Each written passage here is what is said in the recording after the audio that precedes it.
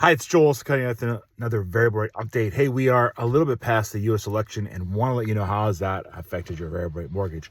A lot of information out there, a lot speculative and maybe just an opinion. Here's what I think. At this point, the bond yield market, so that affects fixed rates, has been at a stalemate. It's went up a little bit, it's went down a little bit. Not really meaningful change to interest rates in the interim. Now, that might change, but I think what we'll probably see until January now is contrary to what we might have thought before, is it looks like we're not going to see much movement on the fixed rate front up or down during that time.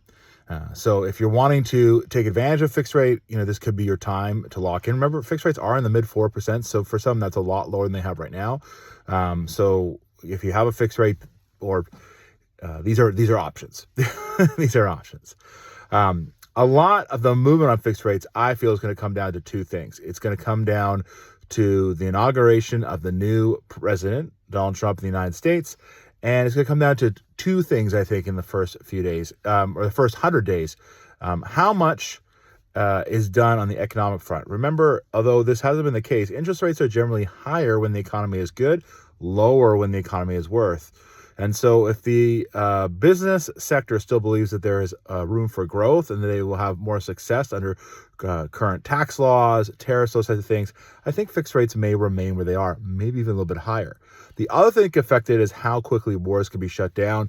All those types of things have some impacts on those bond yields. We're going to see that in the first 100 days of the administration. So that's important as well. Now we flip over to the variable rate, which, as we know, the fixed rate and variable rates are not connected per se. They may sometimes go in the same tracks, like they might be going the same direction. They're kind of like going to the same destination, but might take a different path. That can be true from time to time.